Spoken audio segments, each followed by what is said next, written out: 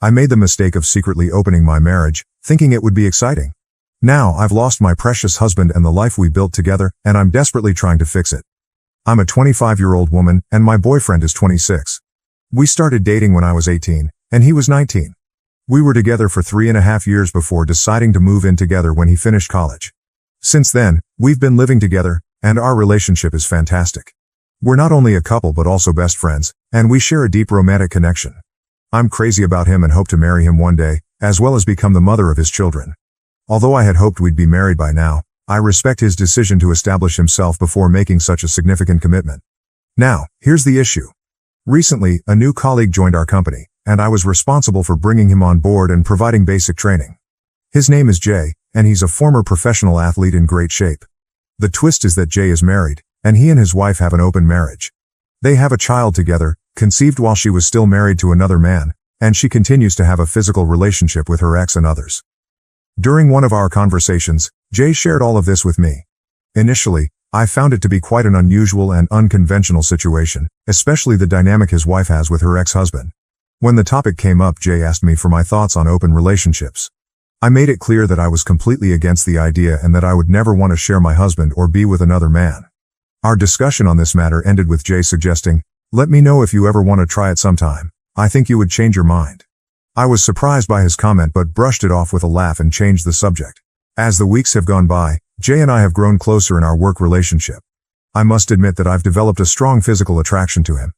In the past week, we've started flirting with each other, and I'm becoming concerned because I can see where this is heading. I haven't discussed any of this with my boyfriend because I know he would end our relationship immediately. It's not that he's possessive, but he firmly believes in the concept of one woman and one man in a relationship. Even just flirting with Jay would be a major breach of his trust. I've decided to take a risk and talk to my boyfriend about open relationships to see if he's interested. For those who have experience with this, I have a few questions. 1. How did you initiate the conversation? 2. What did you say? 3. What happened to your relationship with your partner? Did it improve or worsen after opening it up? I talked to my boyfriend about it, but he immediately rejected the idea. I didn't directly ask for an open relationship. Instead, I mentioned Jay. I told my boyfriend that Jay was a new colleague and that my coworkers mentioned he and his wife were in an open marriage, and she still had a physical relationship with her ex-husband. My boyfriend's immediate response was, "That's just disgusting." He went on to say that Jay must be foolish because no man would accept his partner being intimate with another man. He also had some less pleasant words for Jay's wife. In response, I just laughed, agreed with him, and changed the subject. It seems like my desire to be physically intimate with Jay won't be fulfilled, at least not in the near future. In the meantime, I plan to increase our activities at home to satisfy this burning longing within me. Update. I'm here with an update, but it's about a different yet related issue. I've made a terrible mistake, one that has cost me my relationship with my boyfriend and any hopes of marrying him and having children together. If you remember from my last update, I mentioned that my boyfriend had rejected the idea of an open relationship, and I decided not to pursue it any further. Well, a week later, my boyfriend went to Chicago for a trade show, and I was home alone from Tuesday through Thursday that week. On Tuesday morning, Jay and I were flirting heavily in the office, and during our lunch break, we went to his apartment and were intimate. I deeply regret this now, and I can't believe how foolish and selfish I was. We repeated the same on Thursday. While the physical aspect was satisfying, it didn't compare to what I have with my boyfriend. Jay has an attractive physique, but he couldn't match the emotional connection I have with my boyfriend, so our encounters felt empty. After our meeting on Thursday, I had planned to make it our last, but I didn't want to hurt Jay's feelings, so I didn't say anything. That day, on a different note, I was shocked by the way Jay and his wife live. Their apartment is packed with exercise equipment, and it's in disarray, with clothes scattered everywhere and things out of place. My boyfriend and I are quite tidy, so this really bothered me and somewhat detracted from the experience. Sorry for going off topic, but I needed to get that off my chest. It really bothered me. Moving on to Thursday, my relationship with my boyfriend and my hopes for a happy life took an abrupt turn when I arrived home. My boyfriend was already there, and I could sense something was wrong. He was standing by the door, wearing his coat and holding his car keys. I was excited to see him and tried to kiss and hug him, but he kept me at arm's length with his hand. Then he said something that shattered me. He told me he had been contacted on social media by Jay's wife, who asked if he would like to meet up and possibly go on a date since Jay and I were now involved physically. They had a call, and she spilled all the details about my relationship with Jay. Apparently, she and Jay enjoy being with other couples, which is their biggest turn-on. Hearing this news left me breathless, and I felt like I might faint, so I had to sit down. I immediately began explaining and apologizing, but he simply said, "Be quiet." Then he handed me a document, an eviction notice that he created himself using an online template and intended to file legally. He informed me that I had 30 days to move out before he initiated legal proceedings. In the meantime, he mentioned that he would be staying with his parents and instructed me not to contact him. I couldn't hold back the tears and made another attempt to reach out to him, but he kept his distance. After that, he rushed out the door, down the parking lot, and drove away quickly. I tried to catch up with him, but he was too fast. For the next 3 hours, I attempted to contact him, but he didn't respond. I then called his mom to inquire if he was with her. She confirmed that he was but said he couldn't speak. When I asked if I could come over, she firmly declined, stating that I was no longer welcome there. Hearing her words tore me apart. I tried to explain that I had made a terrible mistake and would never hurt him again, but she responded with simple acknowledgments like okay, and yeah, and asked if I had anything else to say. When I declined her invitation, she simply said, "Take care and have a nice life," before hanging up on me. I felt miserable throughout the night and kept sending texts to my boyfriend, some of which now seem crazy when I look back on them. Among other things, I repeatedly apologized, professed my love for him, and emphasized that he was the only one I loved. I also sent him a text where I stated that the physical relationship with Jay meant nothing, that it was just a foolish experiment, and that he was far superior. It might not have been the best thing to say, but it was true. I thought maybe boosting his ego would make him break down and reach out to me, but it didn't. The following day, I drove to his office, although I didn't enter the building. Instead, I sent him a text letting him know that I was waiting outside in the parking lot and intended to stay there all day because I wanted to talk to him. He didn't respond, but around 11 a.m., I spotted him walking toward my car. Seeing his handsome face approaching brought tears to my eyes, as I love this man deeply. I hoped he would come to my side, pull me out of the car, and start hugging and kissing me. But instead, he walked around to the passenger side and got in. We spent the next hour talking, and he allowed me to express myself without interruption. Once I had poured out all my thoughts and feelings, he calmly stated that cheating was a deal breaker for him, and our relationship was effectively over. He expressed a desire to maintain a civil tone but made it clear that he wanted no further involvement with me. Despite my continuous pleas for a second chance, he remained resolute. As our conversation neared its end, I inquired, "Where will I go when I move out?" I knew I couldn't afford an apartment on my own in the metropolitan area. In response, he told me that I would have to figure that out, but he assured me he would provide a check equivalent to his share of our expenses for 1 month to help me get started in a new place. Despite my attempts to beg and plead, he repeatedly responded with a firm no. When I had run out of things to say, I asked if I could kiss and hug him. He agreed to a hug but declined the kiss. We embraced for a good 10 minutes before he gently pulled away. Afterward, he returned to his office, leaving me in tears and berating myself for the next hour. I'm back with a new set of questions. This time, as someone deeply remorseful for cheating, is there hope for my relationship? Are there steps I can take to rebuild my boyfriend's trust in me? I want to emphasize that this was a one-time mistake, and I'm desperate to hear from women who have faced similar situations, especially if you manage to salvage your relationships. I'm willing to do whatever it takes to win him back because I'm struggling without him. I want to express my gratitude for the responses I've received so far and any future responses to this post. Sharing this with someone has provided me with tremendous relief. I'm so ashamed of my actions that I can't bring myself to discuss them with anyone I know. Having this community to message with has truly been a lifeline. Thank you from the bottom of my heart. Once again, update. It's been a while, and many of you have messaged me asking for an update on my relationship. I'm sad to announce that my boyfriend and I have officially broken up. Despite my weeks of pleading for another chance, I came to realize that he wasn't going to change his mind. I ended up quitting my job and relocating to my hometown. I'm temporarily staying with my parents until I can regain my footing. I couldn't afford to live in the city on my own, and I wanted to avoid working at the same company as Jay, so I decided to uproot myself and return home. I deeply regret that he found out. Now, I feel like he has ruined my life. Yes, I understand that I can start over, but it's an incredibly challenging process. Finding a man might be easy, but finding an amazing man like my ex-boyfriend is exceptionally difficult. My grandma used to tell me that discovering a great man is like finding a diamond in a coal mine. She emphasized that if you ever find one, you should hold on to it and cherish it forever. She told me numerous times that she believed my boyfriend was a diamond and I was one of the lucky ones. It turns out she was absolutely right. Regarding my ex-boyfriend, he appears to be doing well without me. He's thriving in his job, and he has never attempted to contact me. I sent several texts during the holidays, but he never responded, so I eventually gave up. I'm currently struggling with depression, But I recently started individual counseling, and it's proving to be quite helpful.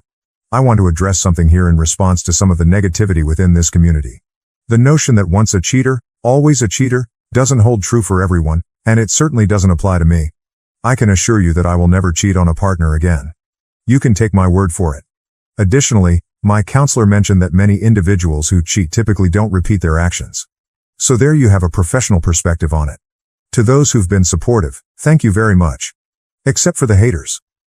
Story 2. I'm a 22-year-old female, and I want to get my 25-year-old boyfriend back. To summarize, I accidentally cheated on him, and I'm feeling really guilty and upset that my friends told him about it. I need help figuring out what to say to him. A few days ago, I made a mistake in my relationship with my boyfriend of 2 years. I can't handle the guilt anymore. I used to believe he was the love of my life, and part of me still does. Our relationship had started to feel a bit stagnant. We went on dates, he bought me things, but I started to feel less important. There was a lack of spontaneity, if you know what I mean. I talked to him about it, hoping we could resolve things. Then one night, my friends and I went out, and I was having a great time. We were dancing, and a group of guys started dancing with us. I felt a bit overwhelmed because I wasn't used to being so close to other guys. However, I made sure none of them got too close from behind, so I thought it was fine. After dancing, a few of us sat down and started talking. There was one guy I was chatting with who was cute and friendly. He asked for my number, and I gave him a fake one. Some guys can be persistent, so I left it at that and moved away from him. Then another guy from the group approached me and noticed I wasn't mingling as freely as my friends. We started talking, and he mentioned that he had recently ended a long-term relationship. I should have stopped there, but I couldn't resist asking him what had happened with his ex. He explained their relationship had become dull and routine, lacking excitement. Curiously, I shared that I felt the same way and asked why he didn't stay with her. He revealed that he enjoyed the freedom of meeting other women without any attachments or commitments. We continued talking for the rest of the night until my friends and I decided to leave. Before parting ways, he gave me his phone number. On the ride to my friend's house, I texted him and said I'd get an Uber and go home. However, instead, I went to his house. It was a nice place, with his own home and a fancy car in the driveway. When I entered, we continued our conversation, and eventually, we started kissing and ended up having sex. Afterward, I cuddled with him and was about to leave, but we began kissing again, leading to another round of intimacy. I fell asleep in his bed. The next morning, panic set in because I hadn't intended to spend the night. My boyfriend tried calling and texting me, but I didn't respond. Some of my friends texted and even called my dad to check if I was okay. Eventually, I left his place and called my dad to reassure him that I was fine, claiming that my phone had run out of battery. When I arrived at our place, my boyfriend inquired about my well-being. Confused about what to say, I simply mentioned that I had gone to a friend's house after our outing and dozed off there. After taking a shower, my emotions overwhelmed me, and I began to cry. I never intended for things to unfold the way they did the previous night. As I finished showering, he was waiting for me. He informed me that a friend had messaged him, claiming I had taken an Uber home. Holding my phone, he explained that he checked the location and read my text messages. He confronted me, asking if I had cheated on him the previous night, and once again, tears welled up in my eyes. I reassured him that I hadn't and would never do such a thing. However, he remained silent, just standing there. I longed for his embrace, but when I tried to reach out to him, he retreated. Finally, he told me to leave before he called the authorities, so I reluctantly departed. It's been a few days since then, and I'm desperate to have him back. He meant everything to me. I've been struggling to eat, sleep, and I've even skipped my classes. I've also distanced myself from my friends, feeling that they played a role in ruining my relationship. It's disheartening that one mistake has led to this outcome. Has anyone gone through a similar situation? Is there anything I can say or do to win him back or make amends? A few days ago, I summoned the courage to return to our apartment, hoping there might be a chance to salvage what remained of our relationship. To my dismay, the apartment was completely empty except for my clothes and some miscellaneous items I had purchased myself. It felt like walking into a scene from a horror movie. The place was devoid of warmth, filled with emptiness and dampness. Everything that held our shared memories, from carefully chosen furniture to cherished moments, had vanished. It was as if he had wiped away all traces of himself from our home. Literally every possession of his had disappeared. The furniture, appliances, even my laptop, a gift from him, and the food he had stocked in the fridge, all gone. The apartment had been stripped down to its bare essentials. The only thing left in the fridge was a bag of pretzels that I had bought for myself. He had taken everything he had brought when we first moved in together. I was overcome with panic and tried calling him, but he didn't answer. I felt shocked and abandoned. Who could do such a thing? Did he really care so little about me that he left me in an empty house? It was as if he had vanished from the face of the earth. No response, no sign of him. I'm utterly lost and don't know what to do next. How can I even begin to make things right? Is this situation even legal? We both signed the lease, so shouldn't I have been informed if he was breaking the lease? And what about my laptop? I was the primary user, and all my files were on it. I need to recover them as well. Does anyone have any advice to offer? Update: I reached out to my ex using a different phone number. He informed me that he's finished with our relationship and has already relocated. He advised me not to search for him. While he hasn't officially terminated the lease, he has no intention of renewing it in May. He remained adamant about keeping the laptop, claiming it was legally his since he had the receipt. When I explained that I only required it to copy my files, he mentioned that he had formatted it and wiped all data, just as he had erased me from his life. So, what steps should I take next? You might not like me after hearing my story, but remember, you're here for a tale of revenge. I'm currently a 36-year-old guy. Let's change the names a bit. My ex-wife, Rebecca, is now 34 years old.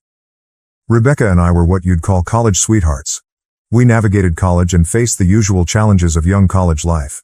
We tied the knot in our early 20s. I was 25, and she was 23. Our marriage had a rocky start, not immediately but situationally. I was studying medicine while she pursued accounting. Some things were fine with me, but they bothered her. Despite being married, she acted as if she were footloose and fancy-free. I have to admit, back then, I didn't see it as a problem. Now let's jump to 2016 when she landed a job as an accountant.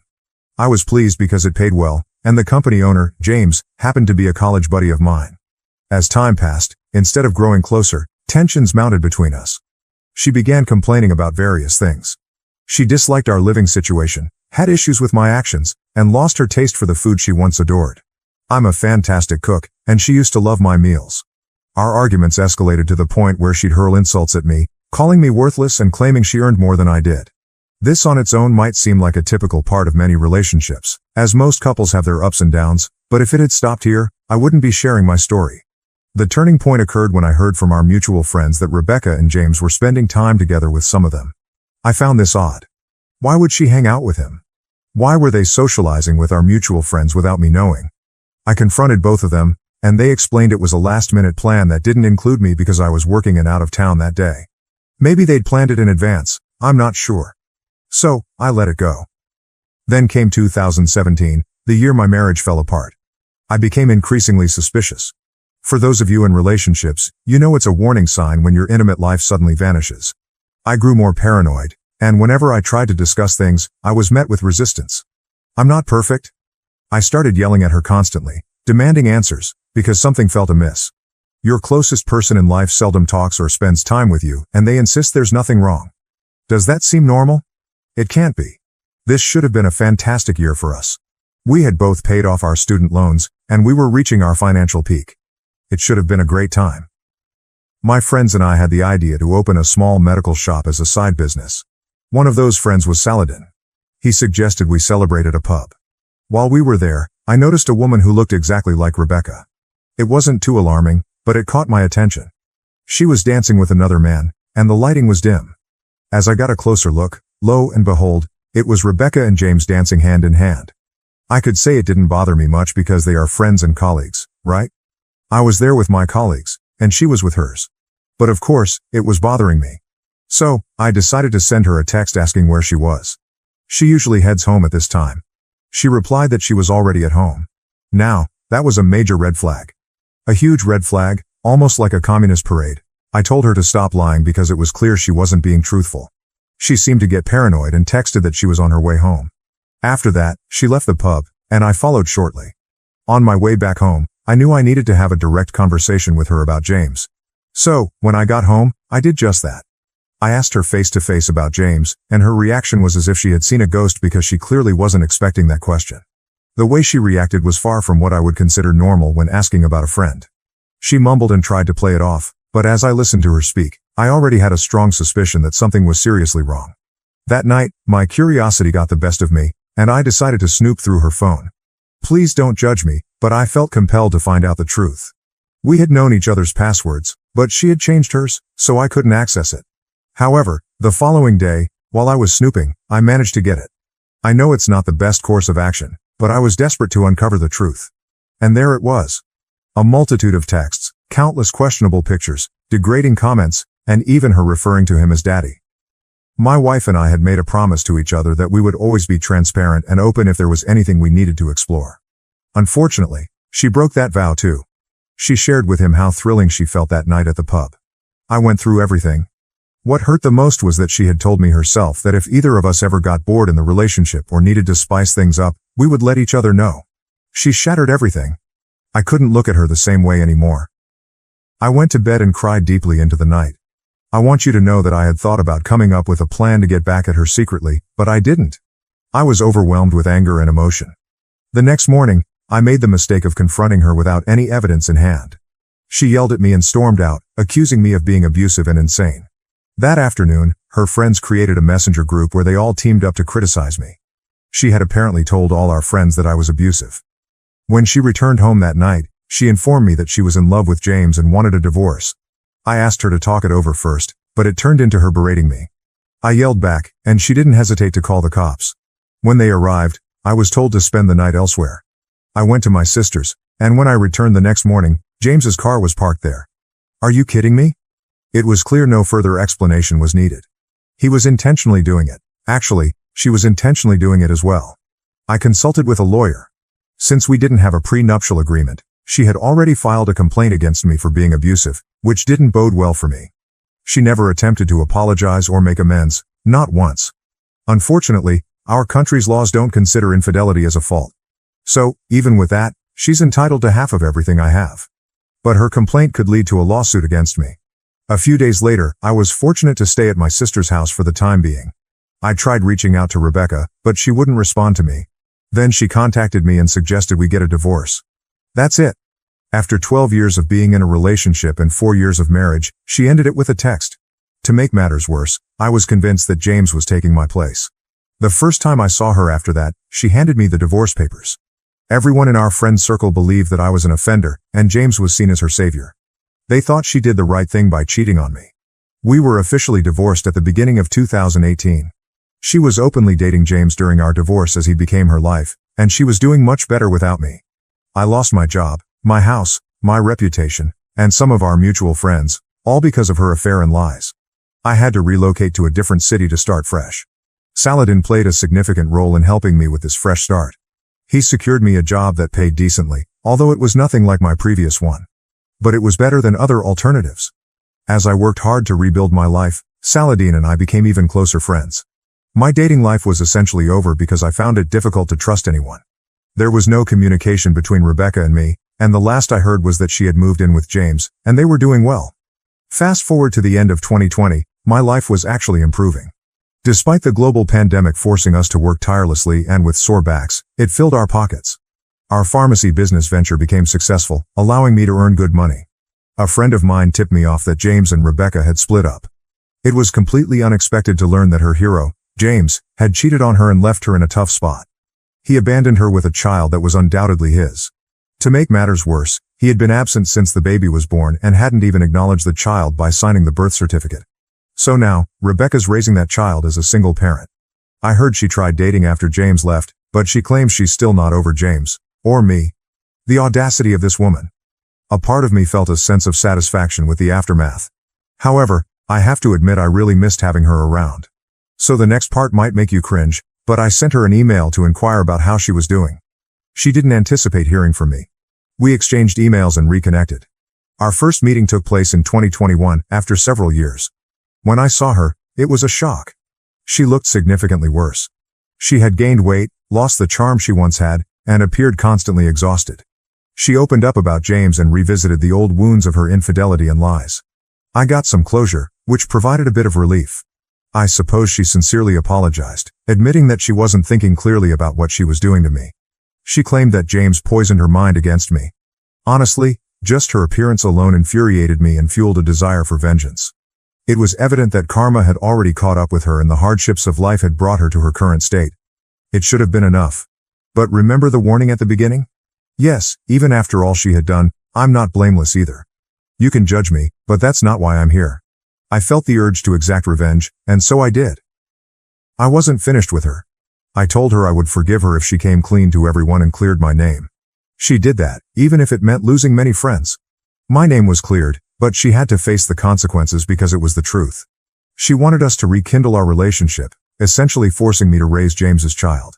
I told her I was interested in starting over, but only if we took it seriously. That meant we needed to start dating again and seriously consider marriage first.